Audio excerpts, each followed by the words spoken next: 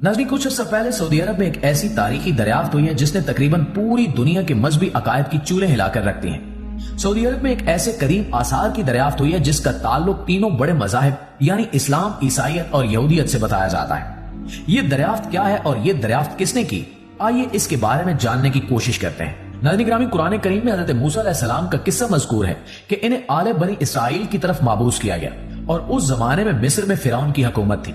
हम सब ने कुरान में इस किस्से के बारे में पढ़ रखा है। फिरौन ने अल्लाह रब्बुल इज्जत की वादनियत पे यकीन लाने की बजाय तरह तरह से हज़रत मूसा अलैहिस्सलाम का मुकाबला करने की कोशिश की। इनके मुकाबले पे जादूगरों को लाया। कोहे तूर पर इनके अल्लाह रब्बुल इज्जत से हम कलाम होने के मुकाबले में उसने एक बुलंद मीनार बनवाने की कोशिश की। गर्ज ये कि इसने तरह तरह से हज़रत मूसा अलैहिस्सलाम से मुकाबला करने और बनी इसराइल पे जिंदगी तंग करने की कोशिश की, जिसकी वजह से अल्लाह रब्बुल इज्जत ने इन्हें हिजरत का हुक्म दिया। हजरत मूसा अलैहिस्सलाम ने हिजरत का इरादा किया तो फिरौन अपने पूरे लौ लश्कर समेत हजरत मूसा अलैहिस्सलाम और बनी इसराइल के ताक़ुब में दौड़ पड़ा ताकि इन्हें हिजरत करने से रोक सके और अपना गुलाम बनाकर रख सके। तो उस वक्त हजरत मूसा अलैहिस्सलाम अहले मिस्र के साथ बूरे अहमर के किनारे पर पहुंचे और अल्लाह रब्बुल इज्जत के हुक्म से पानी पर अपना आसा मारा तो पानी फटकर दो हिस्सों में तकसीम हो गया, जिससे हजरत मूसा अलैहिस्सलाम और कौम बनी इसराइल बआसानी उस समंदर को पार करके दूसरी तरफ खुश्की तक पहुंच गए, जबकि फिरौन उसी रास्ते में अपने लश्कर समेत दाखिल हुआ और अल्लाह रब्बुल इज्जत के हुक्म से पानी आपस में मिल गया और फिरौन अपने लश्कर समेत गर्काब हो गया। नाज़रीन गिरामी, हम ये भी जानते हैं कि जवानी में हज़रत मूसा अलैहिस्सलाम एक कुब्ती के गुस्से में कत्ल के मुर्तकिब हो चुके थे, तो इसी सबब वो मिस्र से जान बचाकर मदायन चले गए। हालांकि वो फिरौन के मुंह बोले बेटे और शाही शहजादे थे, मगर फिरौन काफिर होने के बावजूद इंसाफ और अदल का बेहद पक्का था और इस सिलसिले में वो किसी रिश्तेदारी को भी खातिर में नहीं लाता था। इसलिए हज़रत मूसा अलैहिस्सलाम अपनी जान बचाने के लिए मिस्र से हिजरत करके मदायन चले गए। मदायन मौजूदा सऊदी अरब का एक करीम इलाका है जो सिलसिला जबल लाज में वाक़ है। वहां पे हजरत मूसा अलैहिस्सलाम की मुलाकात हजरत शुएब अलैहिस्सलाम से हुई। हजरत शुएब अलैहिस्सलाम मदायन में अल्लाह की तरफ से पैगंबर थे और बाद में इनकी कौम पे कम नाप तोल की वजह से अजाब भी आया।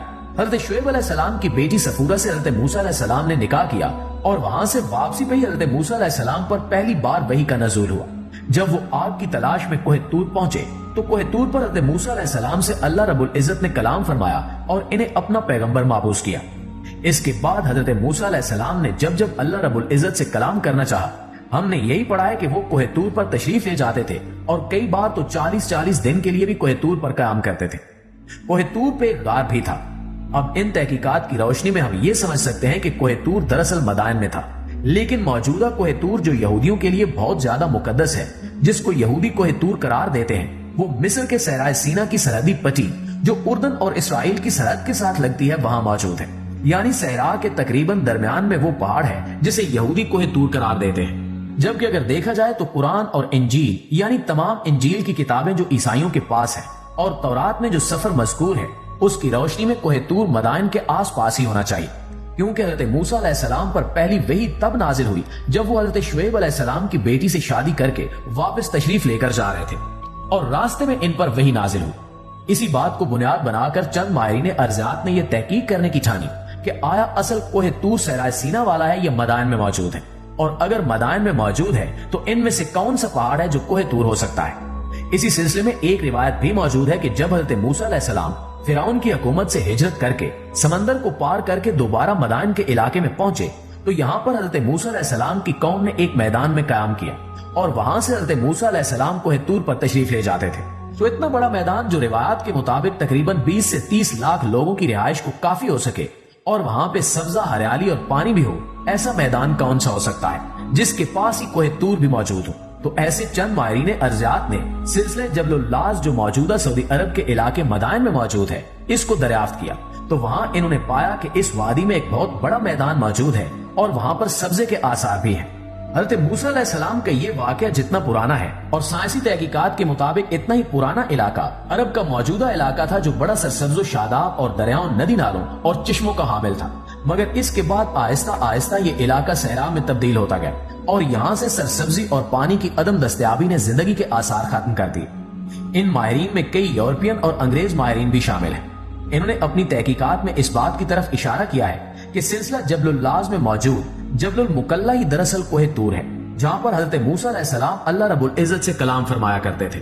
यही नहीं बल्कि इसी पहाड़ में गार भी दरियाफ्त हुआ है जिसमें बड़े आराम से कोई इंसान रह सकता है और इंतजार कर सकता है। جیسا کہ روایات میں مذکور ہے کہ حضرت موسیٰ علیہ السلام وحی کے انتظار میں ایک غار میں مقیم ہوا کرتے تھے، مگر چونکہ ماہرین میں بہت سارے ایسے لوگ بھی شامل ہیں جو سرے سے نہ تو عیسائی ہیں اور نہ ہی یہودی اور نہ ہی مسلمان بلکہ ملحدین ہیں، یعنی وہ خدا کے وجود پر یقین نہیں رکھتے۔ انہوں نے صرف ان مذہبی کتابوں میں موجود اشاروں کی مدد سے یہ تحقیقات کی ہیں۔ اس لیے عیسائیت اور یہودیت دونوں مذاہب کے بڑے بڑے پیشواؤں نے ان تحقیقات کو درست تسلیم کرنے سے انکار کر دیا ہے۔ ان کے مطابق ہم ان ملحدین کی تحقیقات کو نہیں مانتے اور ہم اسی پہاڑ کو کوہ طور یا جبل سینا سمجھیں گے جو مصر کے صحرائے سینا کی پٹی میں موجود ہے۔ دوسرا بڑا سبب یہ بھی ہے کہ اس پہاڑ کی دریافت دراصل قرآن کریم کی صداقت پر مہر بھی ثبت کرتی ہے، کیونکہ یہ تحقیقات دراصل بہت پہلے 1400 سال قبل قرآن کریم میں پوری تفصیل سے مذکور ہیں کہ حضرت موسیٰ علیہ السلام نے کیسے سمندر کو پار کیا اور کیسے ان پر وحی کا نزول ہوا اور کیسے بنی اسرائیل نے ان کے ساتھ سلوک کیا۔ تو یہ بھی ایک بڑی وجہ ہے جس کی وجہ سے یہودی پیشوا اس تحقیق کو ماننے سے انکاری ہے۔ یہی وہ تحقیق ہے جس کی وجہ سے ان مذاہب کا وجود اور مذہبی شناخت اور مقدس علامات خطرے میں پڑ گئی ہیں اور ان مذاہب کی روایتوں میں تہلکہ مچ گیا ہے جن کو یہ اب تک درست مانتے چلے آ رہے تھے۔ آنے والا وقت ہی اس بات کا فیصلہ کرے گا کہ آیا عام آدمی ان تحقیقات کو درست مانتا ہے یا نہیں، اور یہ تحقیقات تقریباً 100 سال سے ہو رہی ہیں، لیکن موجودہ سب سے بڑا اور اہم قدم جو اٹھایا گیا وہ 2021 میں اٹھایا گیا، جس کو ابھی حال ہی میں عوام کے سامنے لایا گیا ہے، اور اس پہ دونوں مذاہب یعنی عیسائیت اور یہودیت کی طرف سے بڑا سخت رد عمل آیا ہے اور انہوں نے ان تحقیقات کو ماننے سے انکار کر دیا ہے۔ اب یہ وقت بتائے گا کہ ان تحقیقات کا نتیجہ آخر کیا نکلتا ہے اور عام عوام ان تحقیقات کو تسلیم بھی کرتی ہے یا نہیں۔ ناظرین گرامی، یہ تھی ہماری آج کی ویڈیو۔ اس حوالے سے آپ دوستوں کی رائے کیا کہتی ہے کمنٹ کر کے ہمارے ساتھ شیئر ضرور کیجیے گا۔ انشاءاللہ آپ سے ملاقات ہوتی ہے اگلی ویڈیو میں، تب تک اپنا خیال رکھیے۔ اللہ نگہبان۔